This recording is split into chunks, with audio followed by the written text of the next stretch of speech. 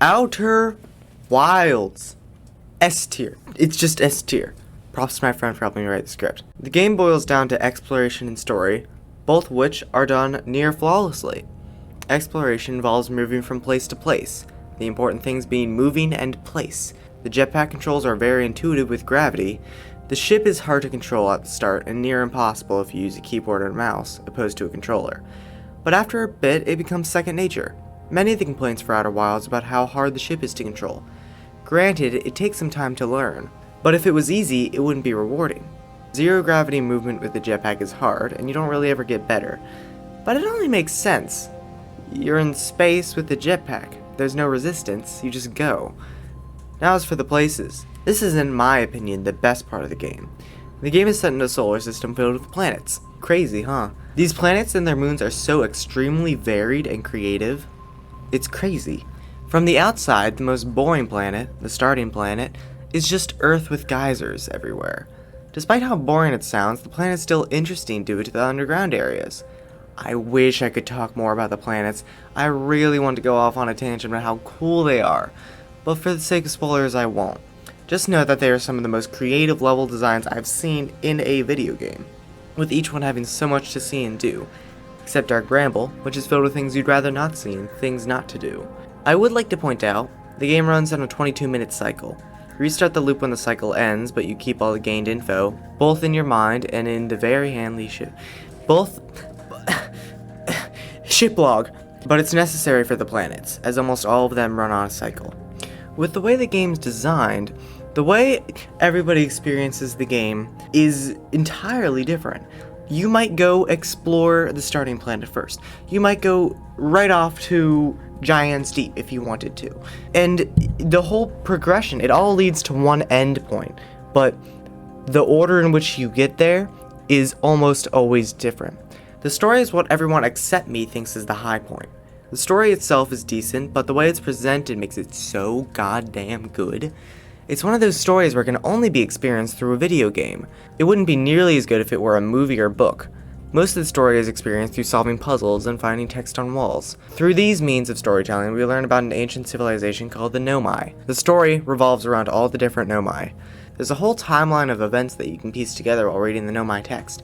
However, with it being so story-based, it has no replayability. And the ending, oh my god, this has got to be the best ending to anything ever. It's satisfying and moving, so much so that it made me, as well as fully grown adults on the internet, cry. Although the majority of people didn't cry. And you want to know the amazing part? I couldn't tell you why. It wasn't sad, it wasn't happy either. My best guess is it was just so moving, and changed my perspective on life, at least a little bit.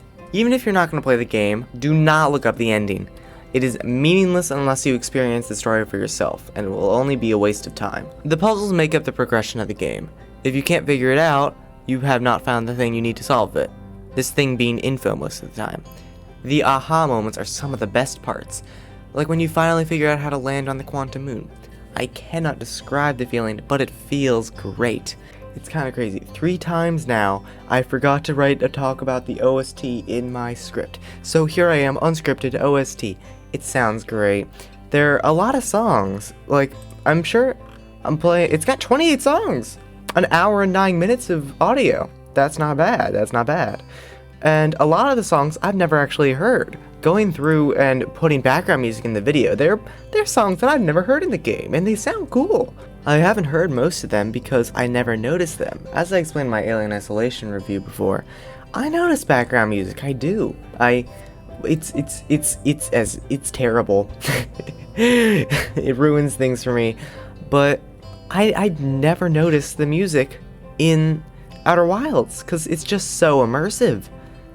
And it's really good music. It's really good music.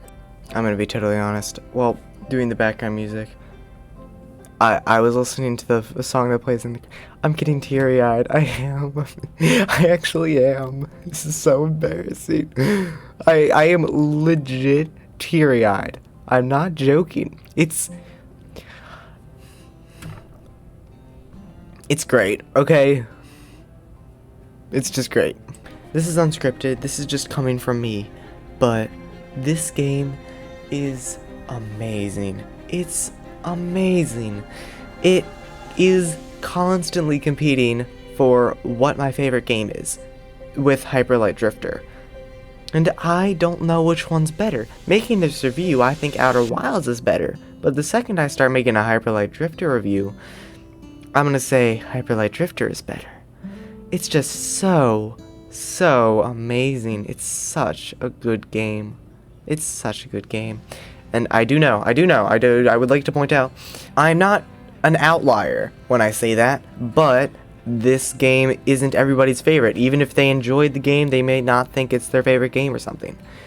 But a lot of people would probably say something similar to what I just said. Alright, I already said it's S tier. No complaints at all, except it has a slow start. Many players never make it past the start. I had to bug my friend about continuing. Now he says that it's debatably his favorite game. I don't think a slow start is a good thing, unless it's building up anticipation or suspense, like Alien Isolation. But a slow start doesn't accomplish anything in the game. If you buy it, beat it, alright? I would also like to point out, this game is not for everyone. If you can handle something slower paced and you have a controller, I can promise you, you will love this game, or at the very least, like it. The game took me 10 hours. It took my friend about 17 hours, so the playtime is varied, but it does not overstay its welcome. I don't know what it costs, but I can say it's definitely worth it. Outro time, sub for more reviews. Keep in mind, if you enjoyed this or found this helpful, other people will too. The best way to have other people see it is to subscribe. You could also like the video. You could do that too. If you agree or disagree, comment. If you have a game you want reviewed, comment. I'll read it. Alright, bye, I love you.